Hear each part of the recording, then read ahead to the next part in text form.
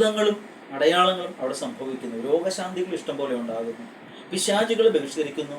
മാരക രോഗങ്ങളെ യേശുവിൻ്റെ നാമത്തിൽ സുഖപ്പെടുത്തുന്നു. അങ്ങനെ അത്ഭുതങ്ങളും അടയാളങ്ങളും യേശുവിൻ്റെ നാമത്തിൽ സംഭവിക്കുന്നു. ദൈവവചനം പ്രഘോഷിക്കപ്പെട്ടപ്പോൾ, ദൈവവചനം പങ്കുവച്ചപ്പോൾ, ദൈവവചനത്തിൻ്റെ ശക്തിയാൽ അനേകർ സൗഖ്യം പ്രാപിച്ചു. ഒരു കാലഘട്ടത്തിൽ അങ്ങനെ നടന്നുകൊണ്ടിരിക്കുന്നു. മറ്റൊരു കാലഘട്ടത്തിലേക്ക് വന്നു കഴിഞ്ഞപ്പോൾ ആ വ്യക്തിയുടെ തീഷ്ണത അല്പം മങ്ങിപ്പോകുന്നു. അപ്പോൾ ആ വ്യക്തിയിൽ നിന്ന് പ്രകടമായ അത്ഭുത രോഗശാന്തികൾ ഉണ്ടാകുന്നില്ല. ദർശനങ്ങളും വെളിപാടുകളൊന്നും പുറത്തേക്ക് വരുന്നില്ല. അങ്ങനെ ഒരു കാലഘട്ടത്തിലൂടെ ആ വ്യക്തി ജീവിച്ചുകൊണ്ടിരിക്കുന്നു. ഞാൻ പറയുന്നത് വളരെ വിവേകത്തോടെ നമ്മൾ ചിന്തിക്കേണ്ട ഈ കാലഘട്ടത്തെക്കുറിച്ചാണ്. ഒരു കാലഘട്ടങ്ങളിൽ വലിയ അത്ഭുതങ്ങളും അടയാളങ്ങളും സംഭവിച്ചുകൊണ്ടിരുന്നിടത്ത് ഇപ്പൊ അത്രയും വലിയ അത്ഭുതങ്ങൾ നടക്കുന്നില്ല എന്ന് പറഞ്ഞപ്പോൾ ആ വ്യക്തിയിലേക്ക് നോക്കിയിട്ട് മനുഷ്യൻ ചിന്തിച്ചു കൂട്ടുന്നത് എന്താണെന്നറിയോ?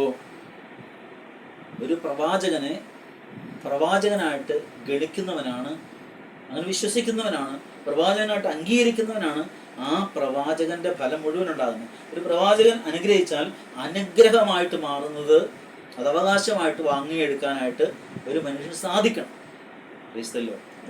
ഹല്ലേലൂയ, ഹല്ലേലൂയ. കാലഘട്ടങ്ങൾ മാറിക്കൊണ്ടിരിക്കുക. കാലഘട്ടം മാറിക്കഴിഞ്ഞു. നമ്മൾ ഒരാഴ്ച മുമ്പ് നമ്മൾ ചിന്തിച്ചാൽ, ഈ പെരുന്നാളിന് തൊട്ട് മുമ്പ് നമ്മളൊന്ന് ചിന്തിച്ചു കഴിഞ്ഞാൽ ഇവിടെ ശക്തമായ ഭയങ്കര കാറ്റും മഴയും കൊണ്ട് പേടിപ്പെടുന്ന അവസ്ഥയിലേക്ക് എത്തിക്കയറും. എല്ലാവരും ചങ്കടിച്ച് പ്രാർത്ഥിച്ചു. അപ്പൊ ദൈവം എന്ത് ചെയ്തു? മഴയെ കർത്താവ് മാറ്റി. ഇപ്പൊ ഈ വചനത്തിൽ പറഞ്ഞേക്കുന്ന എന്താണെന്നറിയോ? ഈ കാറ്റിനെയും മഴയെയും മിന്നൽപ്പിണർ അതെല്ലാത്തിനെയും ദൈവം പറഞ്ഞു വിടുന്നത് കൊണ്ടാണ് സംഭവിക്കുന്നത്. ദൈവം പറഞ്ഞു വിടുന്നതിന് അത് വേണ്ടാന്ന് വയ്ക്കാൻ നമുക്ക് അവകാശമില്ല.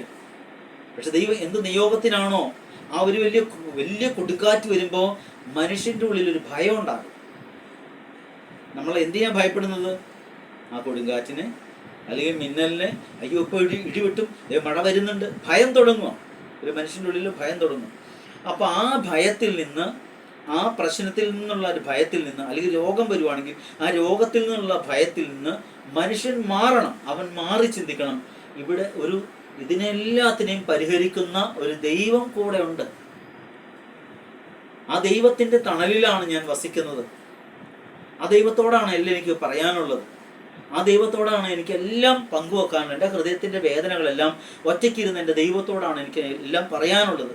അങ്ങനെ ഒരു മനോഭാവത്തിലേക്ക് ഒരു മനുഷ്യൻ്റെ വിശ്വാസം വർദ്ധിക്കുമ്പോൾ മാത്രമാണ് ആ വ്യക്തിയുടെ ആത്മീയ വളർച്ചയ്ക്ക് ഈ പ്രാർത്ഥനകളും ഈ വിശ്വാസം എല്ലാം ഹേതുവാകുന്നത്. ഇടിമിന്നലുണ്ടായി. നമ്മൾ എത്രയോ പ്രാവശ്യം ഇടിമിന്നൽ കണ്ടിട്ടുണ്ട്. എത്രയോ പ്രാവശ്യം നമ്മൾ കൊടുങ്കാറ്റും കാറ്റുകളൊക്കെ നമ്മൾ കണ്ടിട്ടുണ്ട്, അനുഭവിച്ചിട്ടുണ്ട്. പക്ഷെ നമ്മൾ എപ്പോഴെങ്കിലും മരിച്ചോ? നമുക്ക് മിന്നലേറ്റോ? നമുക്ക് എപ്പോഴെങ്കിലും കൊടുങ്കാറ്റ്